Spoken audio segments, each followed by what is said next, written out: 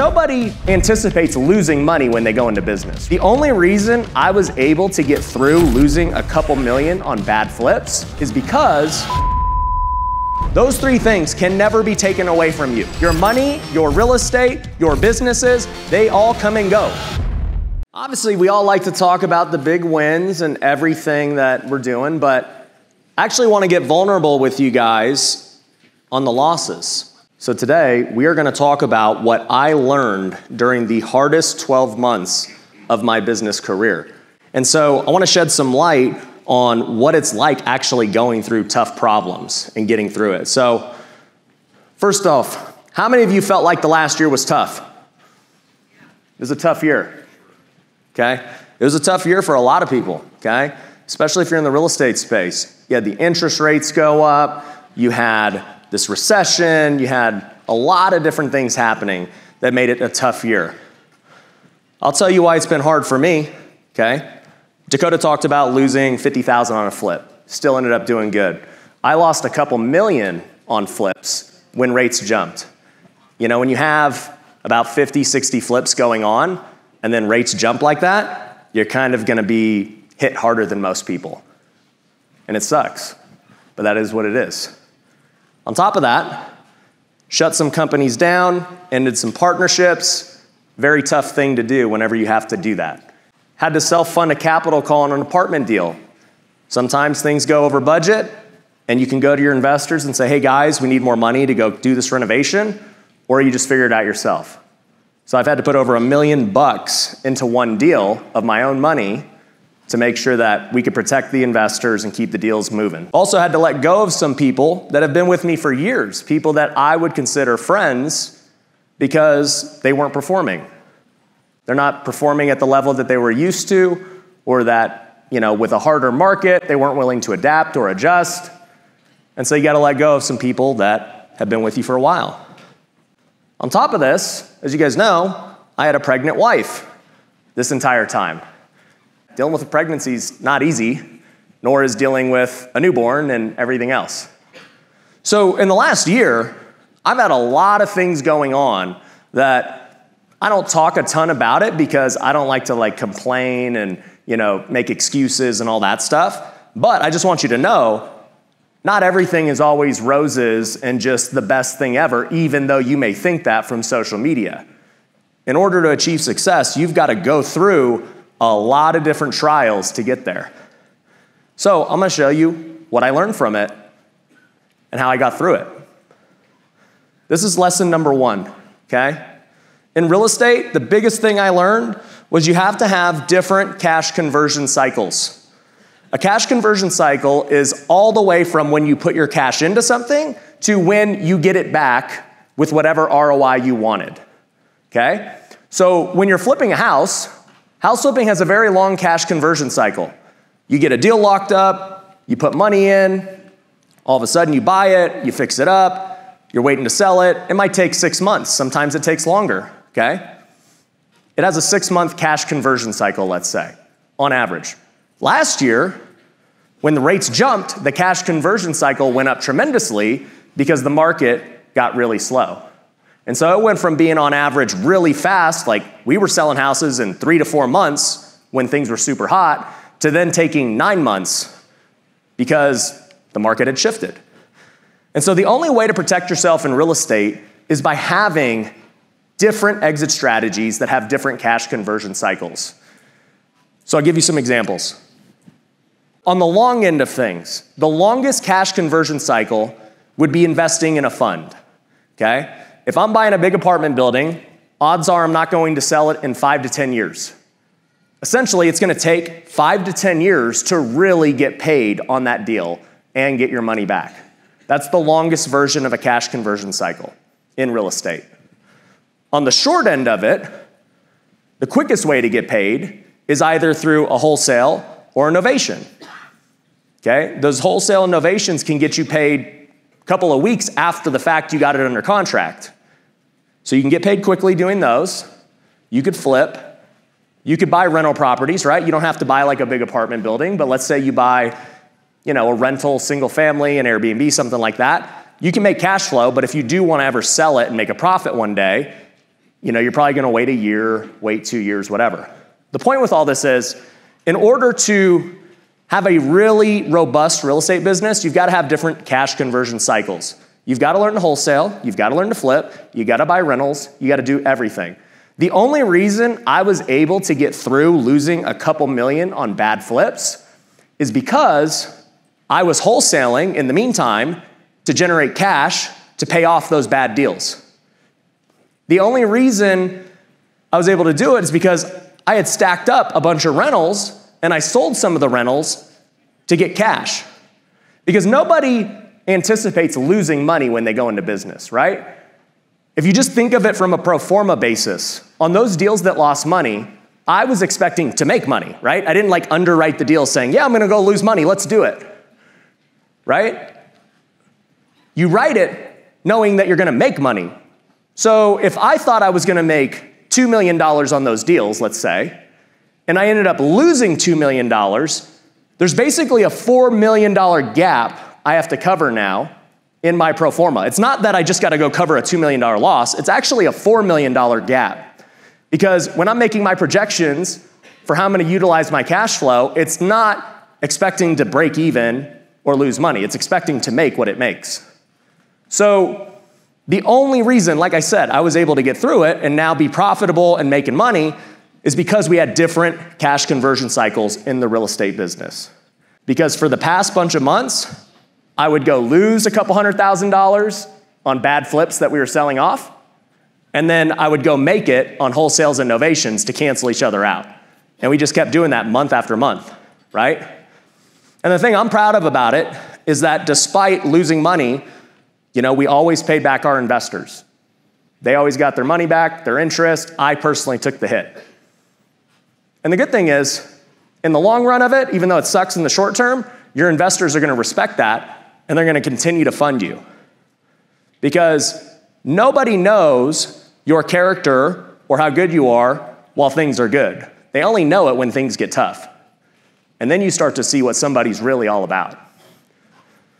So that was lesson number 1 I learned in this situation. WealthCon's coming back to Vegas, January 8th to the 11th. Now, if you've been to our events, you know how epic they are. We have the best time, not only with just great content, great speakers, but we have a lot of fun with the after parties and the masterminds and everything else. And number 1, it's probably the best networking opportunity in the entire game. We have over 1,000 investors and entrepreneurs at each one, and this will be no different. In fact, this is gonna be my favorite WealthCon ever. We've got some amazing speakers coming, people like Tim Tebow, Thach Nguyen, Gabrielle Lyon, the list goes on. It is going to be an epic event, and I wanna see you there. So if you're interested in attending, get your tickets now because they will not last. Go to wealthcon.org and get them today.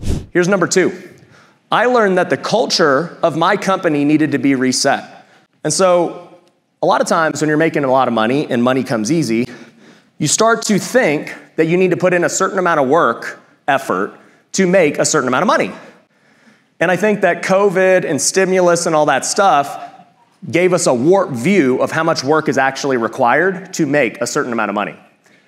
Real estate investors, we were doing deals that we projected to go make 40, 50 grand on a flip, and then all of a sudden it made 100 grand, right? Because the market was so hot. Lenders were killing it with all these refis. Companies were raising money like crazy with venture capital because money was essentially free.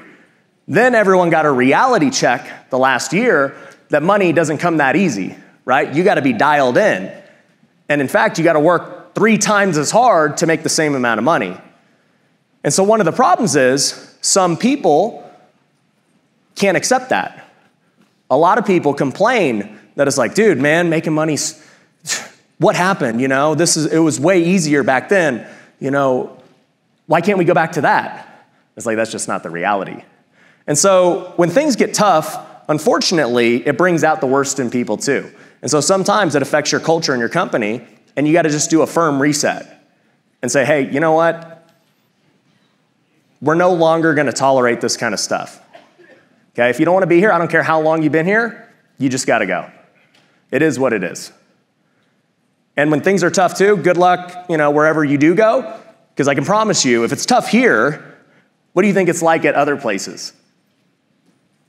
And people soon find that out, right? And so a lot of times you gotta reset the culture. And that's the best thing you can do. Because we can fear that, hey, if we go get rid of a bunch of people and we reset, what are we going to do with everything else going on? And then you realize, like, you know what? If you put your back against the wall and you force yourself into it, you end up finding solutions, right? Hanging on to people just because you don't know how or when you're going to replace them is the worst thing you can do. The sooner you make a firm decision, the sooner you're back on the right path. Because here's the thing. If you have any complainers in your company, they affect everyone else around them. So you can't have that going on. You got to make sure you get rid of the complainers and the people who don't fit your culture or your core values. And I talked about this on MVP Day at my office, where I said we had to add a new core value to the company called faith. And it's no wonder this event is so faith-focused, because I personally had to redefine what I wanted my company, my events, our programs, and everything to be about. And I had to say, look, whatever got us here to this point isn't going to get us to the next level. We've got to constantly be shifting our strategy to reach the next level of goals. And it's going to require faith. It's going to require doing different things that we didn't do before. And there's no problem if you're not on board with that. It's not your fault. You didn't have to do that before, but I'm asking you to do that now. And if you can't do it, it's all good. So at the end of the day, that was lesson number 2. I had to reset the culture of my company. Here's lesson number 3. Innovation is what keeps a company going. So you guys ever heard of the Blockbuster story? Anyone familiar with it? Show of hands, right? So Blockbuster had a chance to buy Netflix for $50 million back in the day.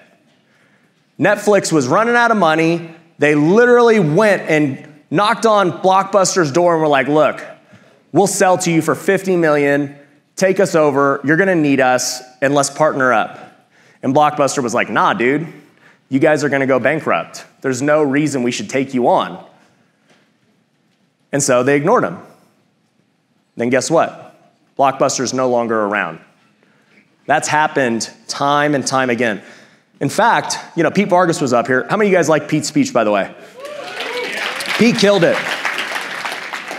One of the reasons I got to become close with Grant Cardone was through Pete.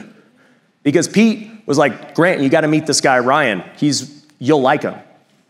And so since then, Grant and I have done a bunch of things together. But one of them, which I don't remember if I'm allowed to talk about it or not, but I'll just say it anyway. We filmed a TV show together, okay? And it was called Rise and Fall. Hasn't been released yet. They're working on all these different things. So I filmed 8 episodes. And the premise of the show was that they're going to go over all these companies that had huge meteoric rises, billion-dollar companies, and then they just crashed and fell. And so it's a really good, I don't know where they're going to sell the show and how that's all going to play out, but I was learning a lot being on the show, just learning about these different companies, because they all made the same mistake. They all failed to innovate. And every single real estate investor for the last 12 months that did not innovate, they're gone. They got killed. The fact that we innovated, we started doing creative finance, we started doing innovations, we focused on wholesaling, that's what allowed us to stay in business. And for the past 10 years I've been real estate investing, we've had to constantly keep innovating how we do things. And I shared with you guys who were in the main presentation yesterday night that we're now innovating by partnering with our students and using AI software. We're constantly innovating our business because we know what worked 2 years ago does not work today. If you're not around other people who are moving and shaking and moving and pivoting and adapting, you're going to get left in the dust because you have to constantly be innovating in any business. And that's why we're so passionate about telling you guys to get on social media, right? Like, a bunch of you in here probably were like, dude, I don't want to hear another social media speaker. And the reason is you're failing to innovate. You're being hard-headed about it. And you will get left in the dust, I can promise you. Because in the next 5 to 10 years, every business is going to be digital, whether you like it or not. If you're not known online, you just won't be in business. And so the sooner we can start telling you guys that and like ingrain it, the sooner you'll be innovating above your competition. So that was the third thing I learned. Fourth, you gotta communicate your struggles to your spouse. So later today, I'm actually gonna have me, Mindy, and Jerry Norton, who just spoke, and his wife on the stage. And we're gonna be doing a panel of what it's like in marriage, real life, with an entrepreneur. You guys wanna see that? Okay. I personally wanna ask Jerry how he manages 10 kids, because, and I don't know, did he say it on stage, but he had his 10th kid after a vasectomy. Yeah. I wanna know, like, he's like a superhuman, okay? So, it's crazy. I was like, bro, how's that possible? Like, yeah, like, I don't know. So, yeah, I want to know how they communicated that to each other after that incident. But communication is so key with your spouse, guys. You know what the number one problem for divorce is? What causes it? Money. Financial struggles cause divorce. And so, for me, the last 10 years of our marriage, I kid you not, you can ask my wife. People are like, bro, did you have to like grind it out and go crazy in those early years while you were building? I was like, I promise you, I wasn't working the weekends, even when we were broke. Like, I wanted to spend time with my wife. And I can promise you, like, I've always come home, left the office at 5. That's just how I've always operated, and I figured out how to still build a business with those limitations. So-called limitations, right? And so what ended up happening was we were going through a season where obviously all this stuff is happening in the real estate market. And all these different things are happening all at once, and I'm having to work more. So I'm now taking phone calls at the house, even though I'm home, trying to figure out these situations. And it's going on for months. And my wife is starting to get mad at me and starting to resent me a little bit, because she's like, look, you made a promise that you're gonna be here for your kids, and you're gonna be an example, and you're gonna do what you need to do as a dad and as a husband and everything else. And it wasn't that she was being mean. The problem was I didn't communicate to her what was actually going on in business. Because for the last 10 years, yeah, we've had like bumps and things along the way in business, but never anything to this degree. Because as you get bigger in business, guess what? The problems get way bigger, So you can't have a big problem if you don't have a big business. And so this was the biggest problem I ever had, and I had to figure out, how am I going to solve this? What are we going to do? And I didn't want to put the burden on her to be like, hey, here's 8 million things that are going wrong. I kind of wanted to protect her from that.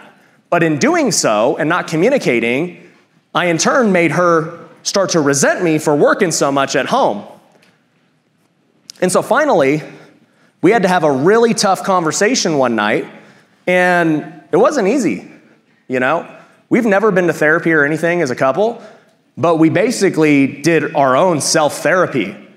And we gave each other a piece of paper, and we both wrote down the 3 things that were both annoying each other and 3 things that we'd want to see more of. And it was a tough conversation to have, like having her 3 and just hearing them face to face. And for me, because I didn't communicate what was going on, I was feeling a little resentment, because I'm like, you have no idea what I'm going through. And you have no idea the amount of pressure and stress and problems and things I got to deal with.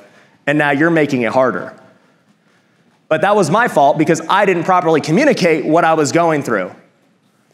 And so the moment I finally told her that, and I said, hey, just so you know, these are all the problems. And I was like, look, up to this point, we haven't had to deal with anything like this, and we've been good. And I was like, I can promise you, this isn't a forever thing, but it is going to be a season where I'm gonna have to do this. And there's just no other way around it. And I need your support to get through it. And I should have told you this sooner, but this is what it is. And by doing that, all of a sudden, this resentment became support of like, wow, I didn't know you were going through all those things. Because on the surface, I'm always level-headed, guys. I don't show a ton of emotion, whether things are going really good or things are going really bad. I'm just like, always even keel, if anyone who knows me. And so for her, she just didn't know. And I was like, I'm telling you, this is like a very difficult time. And so I need you to support me. And she's like, done. Sure enough, once we started communicating, things got way better. So the biggest thing I can tell you is you have to communicate with your spouse, whether things are good or bad. Because if there's miscommunication, that's when problems really start to happen in your marriage, okay? Lesson number 5. This is something I had to realize. Sometimes God prunes you to prepare you for the next stage. So the act of pruning isn't simply just like getting rid of stuff, okay? The reason somebody prunes a plant is so that the plant can get rid of all the waste and grow even faster the right way. That's why you prune. Now, pruning hurts. It ain't easy. Sometimes it involves losing somebody. Sometimes it involves losing money. Sometimes it involves a lot of pain. Sometimes it involves somebody telling you something you didn't want to hear. But how many of you have had the biggest growth in your life after a really difficult event? Yeah. You had to be pruned. And so for me, as I was growing in my faith during this time, and as I was praying and seeking wisdom and guidance, I just realized one day that, man, I'm being pruned right now. And I have to go through this in order to get to the next level. So I thought about it as I was praying, and I was like, man, okay, now that we're basically out of this, okay, we went through 12 months of a lot of stuff. What has actually been added to my life in the last 12 months? And I just started to list them all off. And it was like, whoa. You know, we started a new program, Wealthy Creator. We started Wealthy Business with my business coach, Gary Harper. We started Wealthy Kingdom, which you guys saw this morning. We started Pineda Media. We have Pineda Partners where we're buying businesses. Ivan, who you saw yesterday, has our Airbnb program. We started my project Tykes NFT. We started the partner program on Wealthy Investor with partnering with our students. We started this event, WealthCon. We have our workshops now. We have the retreats now. It's like, holy crap. That's a lot of stuff in just 12 months, right? That's a lot of businesses, a lot of products, and they've made a lot of money. And they're things that I'm super passionate about growing and building for the future. And the only reason we were able to figure all that out is through going through the pruning process. And that's just the business side of things. Personally, this is literally the same day he was born, Judah. He was born, he was delivered. Did I tell that story yesterday? Yeah, like, I was telling it backstage, but, you know, we did a home birth. It was crazy, you know? Absolutely incredible. You know, we had a son. You know, I have deeper relationships with some influential people and some mentors and other people. I've changed churches for the first time in a decade, and it's causing me to just do things that I would have never did. I mean, we just had a full-on worship service, you know, at a business event. Like, that stuff doesn't happen without being pruned and changing. We have amazing employees. We've built an amazing company and culture. We moved into my dream home this year. And my faith has increased significantly, and you guys have seen that with the speakers and everything else. So personally, even though it was a difficult time, and I shared some of those things, like, I'm now coming out of it, and so much is changing in my life. And then my health is at its peak. Everybody's been telling me, they're like, dude, you're looking big, because I'm posting online about the peptides and stuff I've been taking, so I gained like 12 pounds of muscle in 6 weeks, kind of crazy.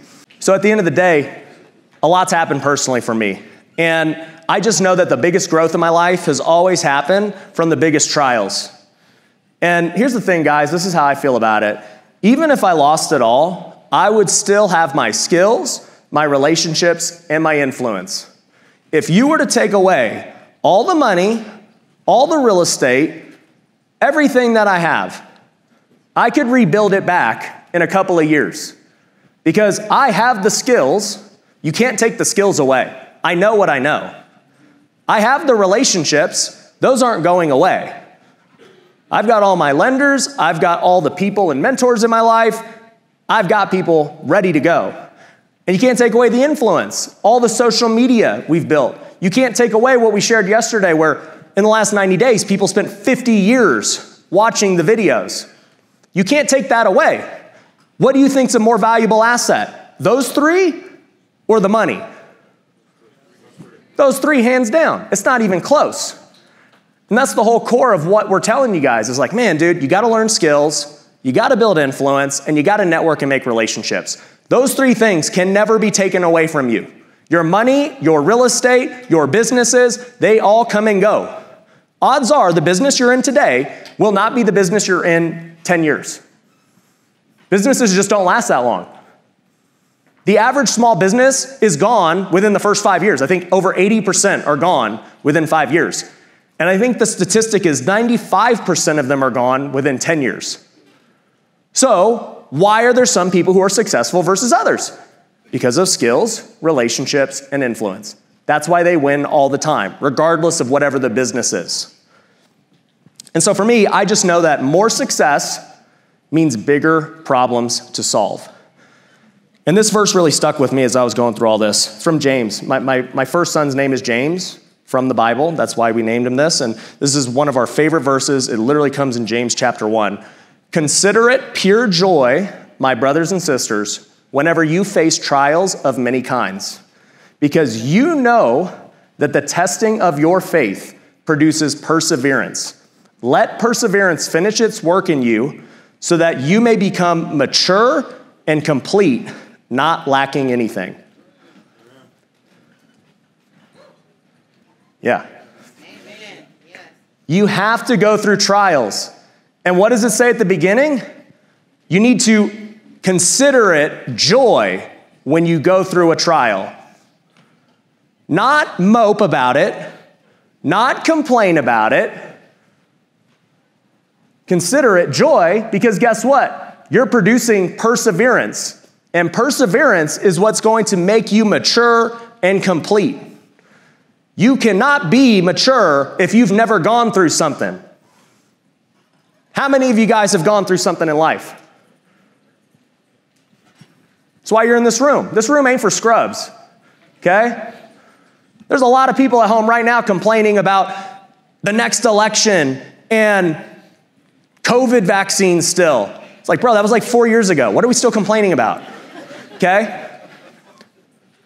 That's not mature. That's just complaining about every little thing. But when you embrace trials, that's when you start to become mature and complete, and you're able to take on anything. If the goal of life is to get as rich as possible, there are certain rules that make sense. Don't pay your house off, maximize. Real estate rentals were a business back in